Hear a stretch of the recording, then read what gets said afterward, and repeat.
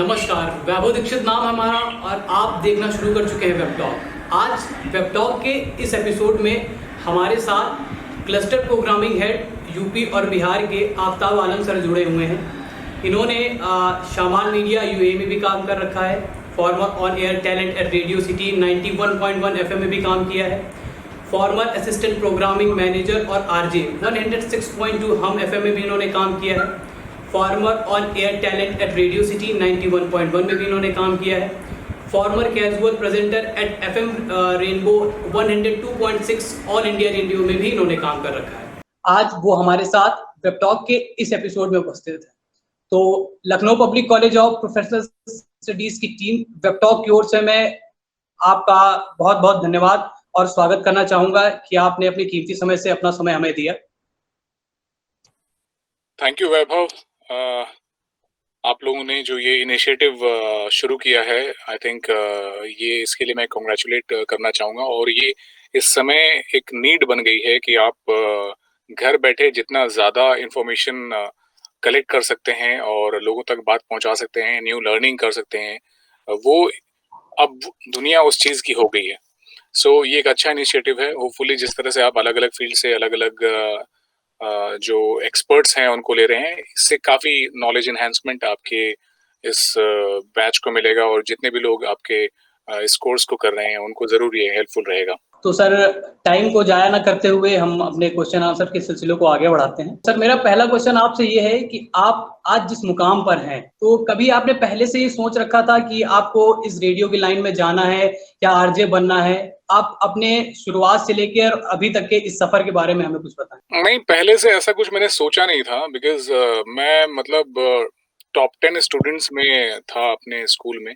तो हमेशा स्कूल में लोग जब मतलब टॉपर्स का एक अलग ग्रुप होता है, तो उसमें मैं था। तो कभी ऐसा लगा नहीं कि ऐसा कुछ करूंगा मैं, लेकिन मेरी दिलचस्पी और मेरा जो इंटरेस्ट था वो बहुत ज़्यादा एक्स्ट्रा करिकुलर एक्टिविटीज़ में था और मैं उसमें पार्टिसिपेट किया करता था, मैं उसको लीड किया करता था। कई क्लस्टर लेवल पे, नेशनल लेवल पे बहुत सारे अवार्ड्स मैंने स्कूल के लिए दिलाए हैं इनफैक्ट, जिसकी वजह से कहीं ना कहीं एक रुझान इसमें था कि मुझे कुछ इसमें एक चांस बनता है तो मैं कर सकता हूँ। बट मैं इंजीनियर बनना चाहता था, टू बी वेरी ऑनेस्ट।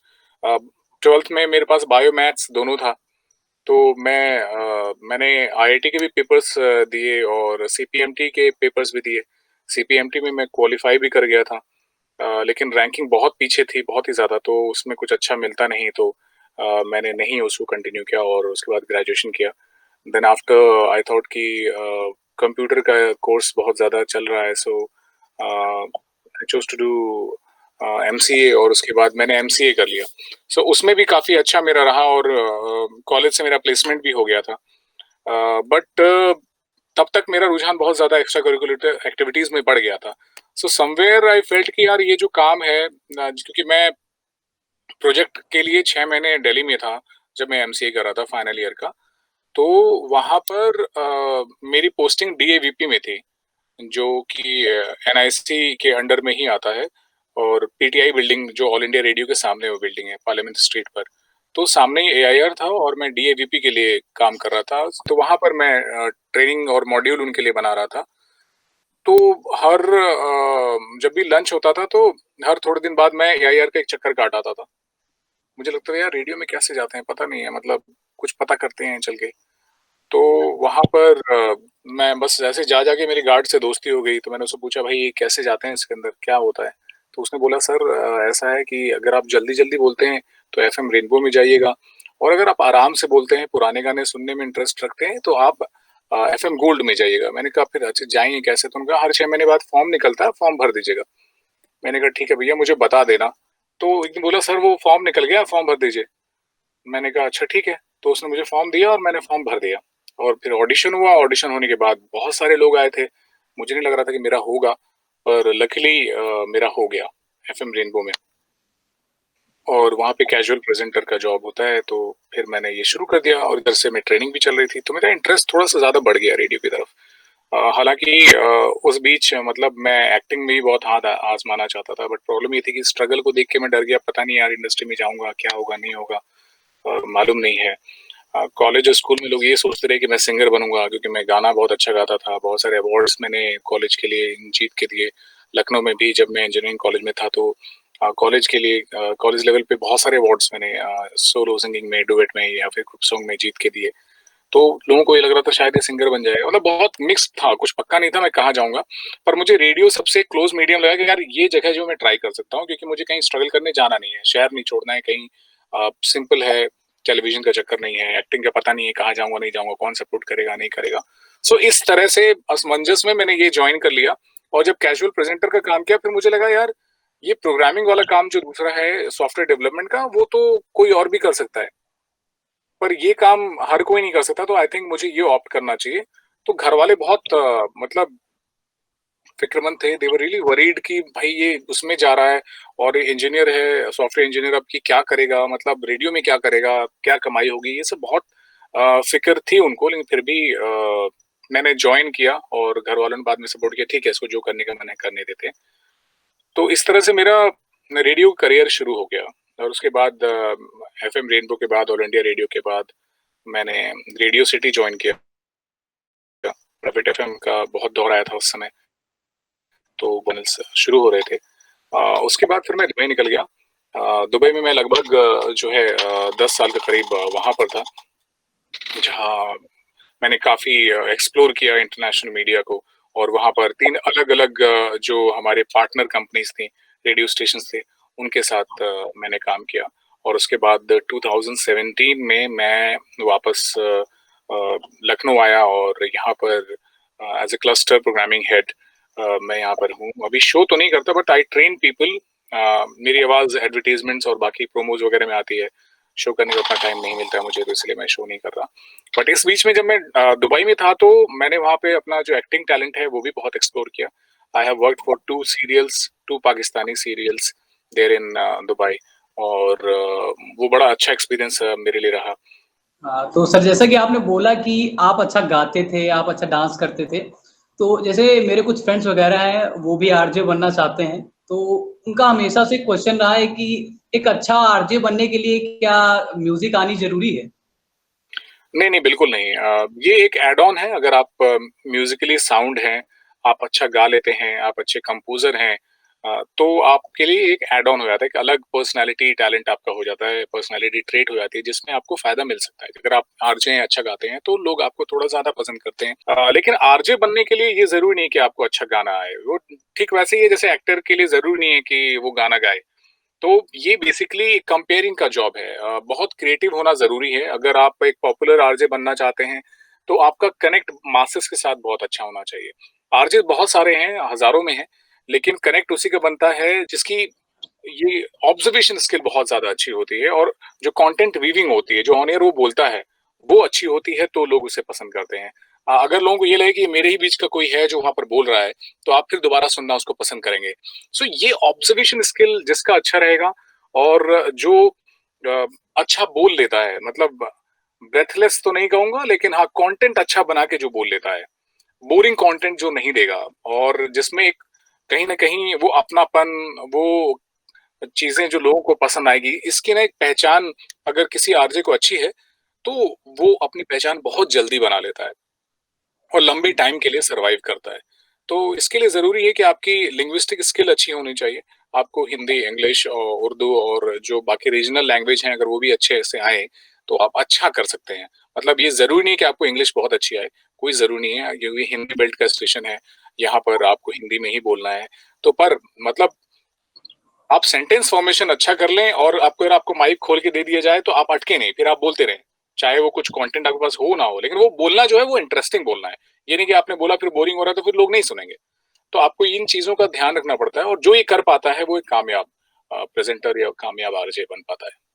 जी, जी। जैसा सर, एक आरजे को हमने देखा है कि वो हमेशा कूल रहता है और लोगों से बहुत जल्दी कनेक्ट हो जाता है।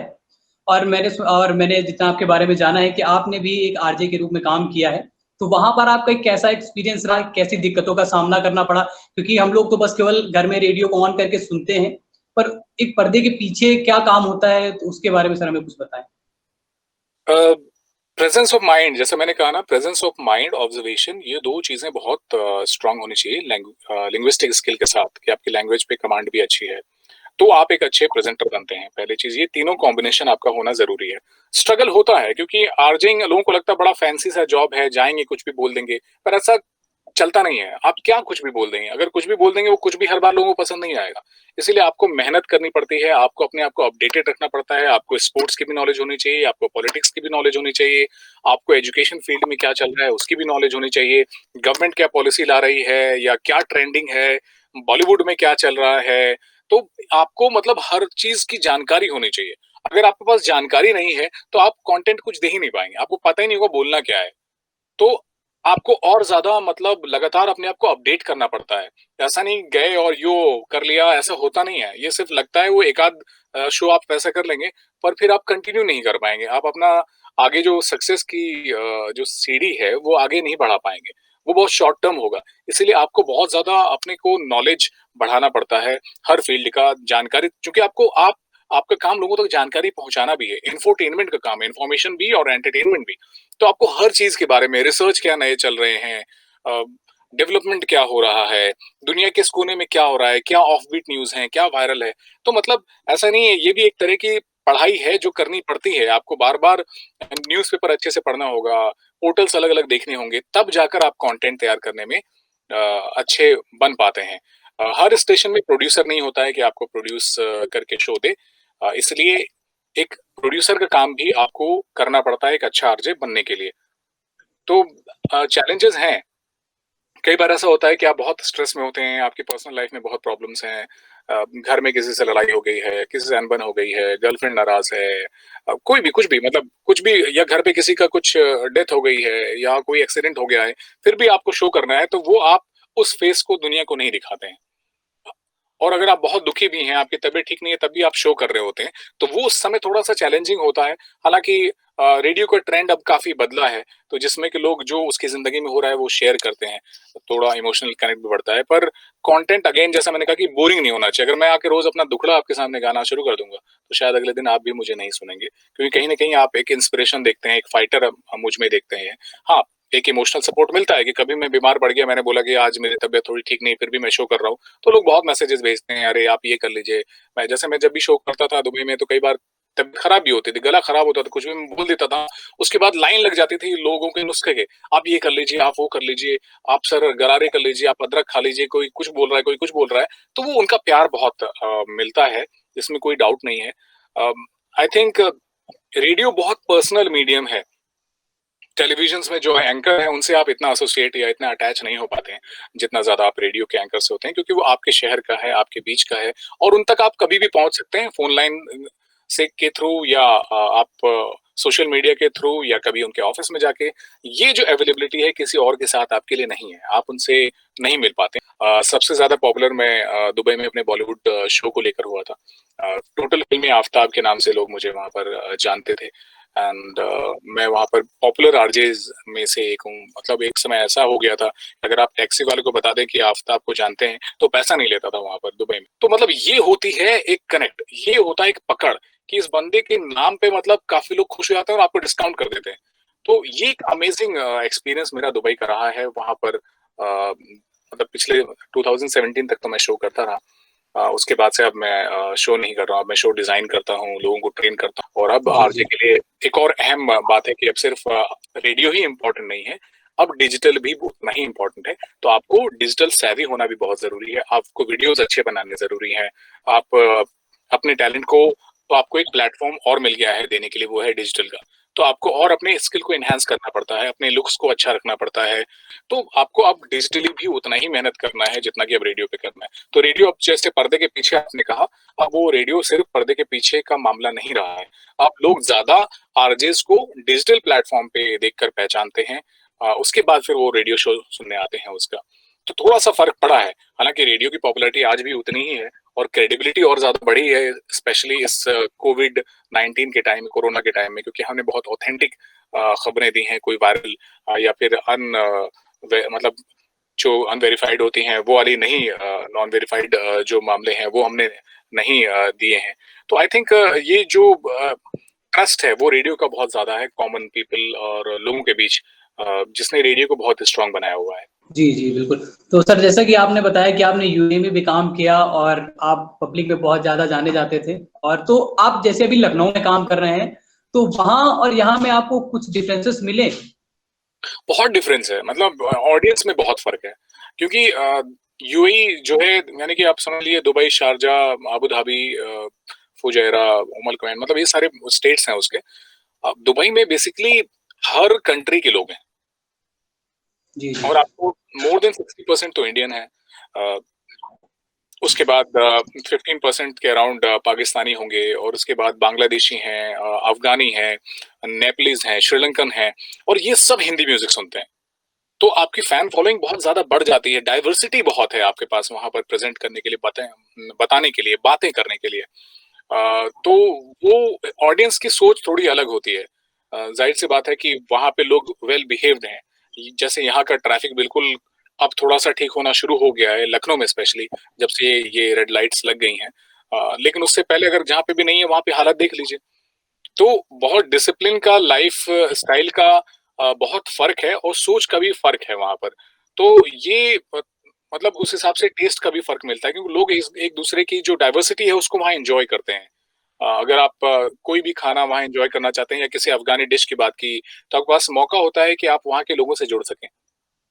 तो अलग-अलग कल्चर की बात करने में बड़ा मज़ा आता है, क्योंकि हम इंसान हैं और हमें हर तरह की चीज़ों को जानना चाहिए, समझना चाहिए। या सिर्फ़ अपनी ही चीज़ों को लेकर हमेशा आगे बढ़ते रहें और प्राउड करते रहें, तो वो मेरे ख़्याल से अच्छी चीज़ ज़रूर है।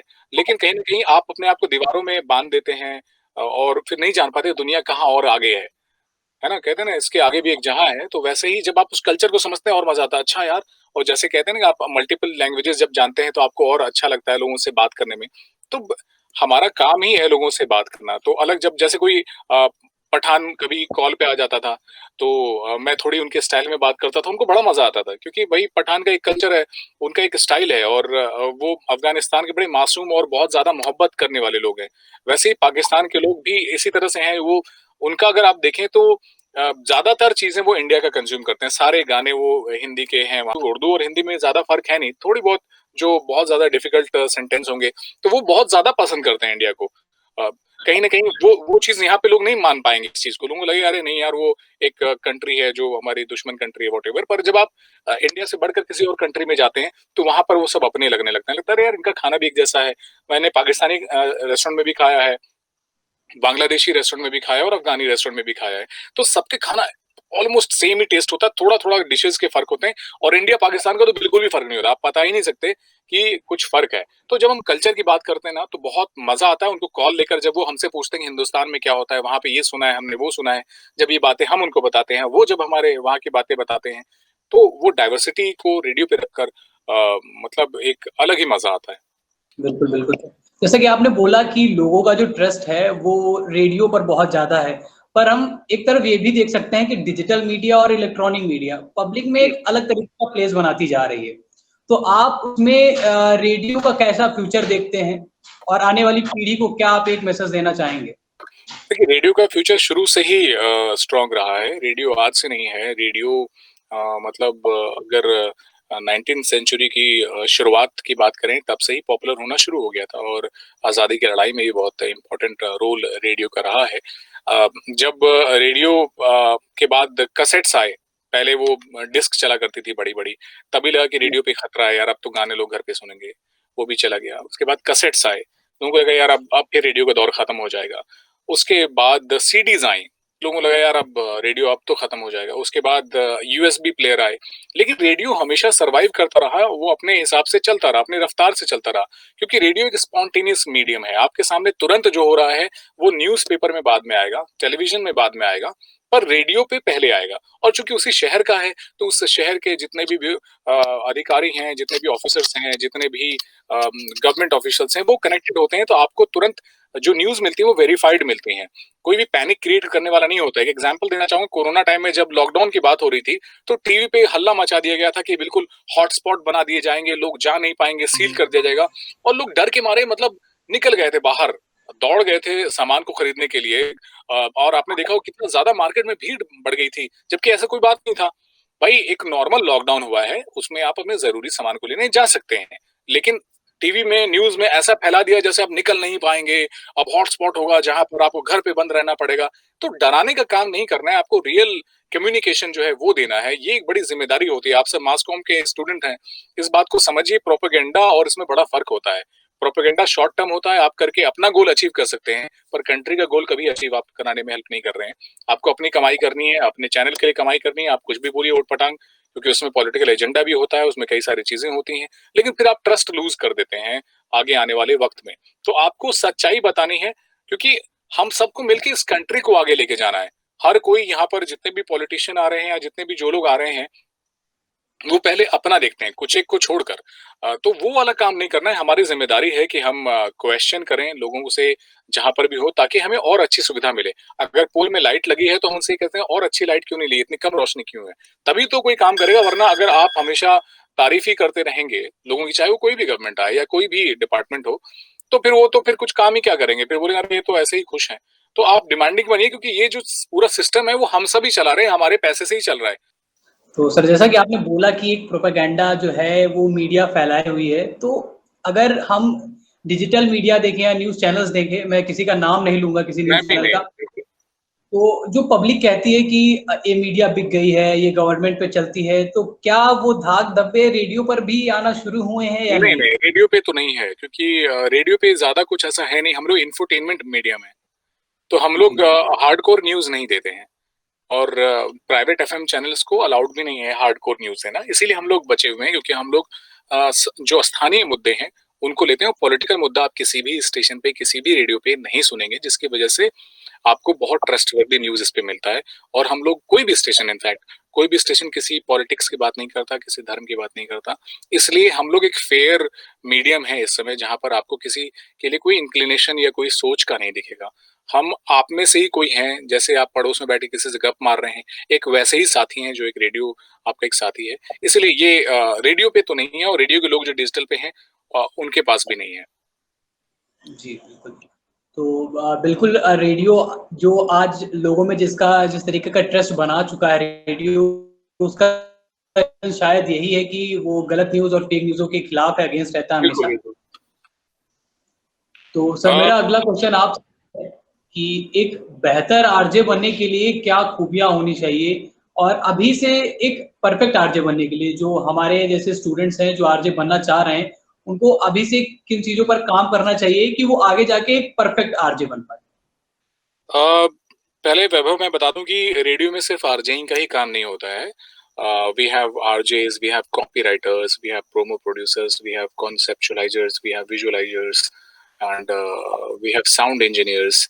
अ, तो कंटेंट राइटिंग में भी 2 तरह की होती हैं, प्रोग्रामिंग राइटिंग होती हैं, जो एड सेल्स की राइटिंग होती हैं। तो सिर्फ़ आरजे नहीं होता, आरजे आपको सामने सिर्फ़ दिखता है, जो कि बातें कर रहा है और जिनसे आप जानते हैं, पर इसके पीछे काफ़ी एक टीम होती है, जो कि रिसर्च करती है, जो कि चीज़ें, कंटेंट आप तक लाती है।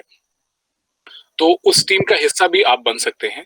अगर आप अच्छा लिखना जानते हैं, आप के अंदर क्रिएटिव राइटिंग स्किल है, तो आप कंटेंट राइटिंग में आ सकते हैं, आप शो प्रोड्यूस कर सकते हैं, शो डिज़ाइन कर सकते हैं, आप क्रिएटिव्स लिख सकते हैं, जो एड्स सुनते हैं आप, और जो, जैसे हम लोगों ने कुछ प्रोमोज़ बनाए हैं, जिसमें बड़े इंटरेस्टिंग से प्रोमोज़ आते हैं किसी चीज़ के लिए, वो आप लिख सकते हैं।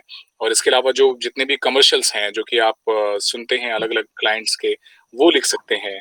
अब कॉन्सेप्चुअलाइज़र भी होता है, जो कि डिज़ाइनिंग के लिए सोचता है, एक शो किस तरह का, नया शो कौन-सा लॉन्च किया जाए, किस तरह की चीज़ें बनाई जाएँ, कैंपेन क्लाइंट के लिए कैसा डिज़ाइन किया जाए। अब हमारे पास सिर्फ़ रेडियो नहीं, डिजिटल प्लेटफ़ॉर्म भी है, तो डिजिटली हम लोग पूरी एक, अगर मान लीजिए हमें वीडियो पे काम करना है, तो वीडियो कैसा होगा, उसमें स्टोरी बोर्ड क्या होगी। तो अब एक बड़ा वाइडर सा हो गया है, सिर्फ़ आरजे तक ही लिमिट ना रखें, हर कोई आरजे नहीं बन सकता। सो मैं थोड़ा-सा वाइडर इसमें बोलूँगा कि आप बाकी चीज़ों को भी एक्सप्लोर कीजिए रेडियो पे। प्रोड्यूसर का काम है, कॉपीराइटर का काम है, साउंड इंजीनियर जो मिक्सिंग में बहुत इंटरेस्ट है, जिनको म्यूज़िक में इंटरेस्ट है, जितने भी आप पीछे सुनते हैं, एड्स बन रहे हैं, उसके पीछे जो बैकग्राउंड स्कोर होता है, वो सारा साउंड इंजीनियर का होता है, वो साउंड डिज़ाइन होता है। भाई जो भी आप ऑन एयर सुन रहे हैं, उसपे एक पीछे से म्यूज़िक भी तो चल रहा है, वो भी तो कोई बना रहा है ना, कोई तैयार कर रहा है, तो उसकी भी अलग एक एक्सपर्टीज़ होती है। तो इसीलिए सिर्फ़ आरजे तक नहीं है। अब आपके सवाल पे वापस आता हूँ, आपने कहा कि आरजे बनने के लिए क्या करना है? पहली बात, आपको लैंग्वेज स्किल जो है आपकी, वो अच्छी होनी चाहिए। हिंदी, इंग्लिश और उर्दू और जो ज़बान जो आपको मालूम हो वो अच्छा होना चाहिए। आपका जो क्लैरिटी है बोलने का वो बहुत अ, साफ होना चाहिए। मतलब जो आप बोल रहे हैं उसमें क्लैरिटी हो। वर्ड्स आप क्लियर, प्रोनाउंसिएशन आपका सही हो। कोई बहुत ज़रूरी नहीं है कि आपको बहुत सोफिस्टिकेटेड वे में शशि थरूर की तरह करना है, ऐसा नहीं है। पर हाँ, आपको नॉलेज होना चाहिए और आपको ऐसा बोलना चाहिए जो सामने वाले को ठीक से समझ में आए और वो गलत ना हो। अब बिल्कुल अगर आप गलत बोलेंगे, आपके नुक्ते भी गलत लग रहे हैं, आप कुछ चीज़ें ऐसे बोल रहे हैं जो कि इंग्लिश ही अलग से साउंड कर रही है, तो वो फिर प्रॉब्लम है। फिर आप उस लैंग्वेज को यूज़ मत कीजिए, फिर आप हिंदी में ही बोलिए। आपको ज़रूरत नहीं है ज़बरदस्ती का इंग्लिश बोलने का।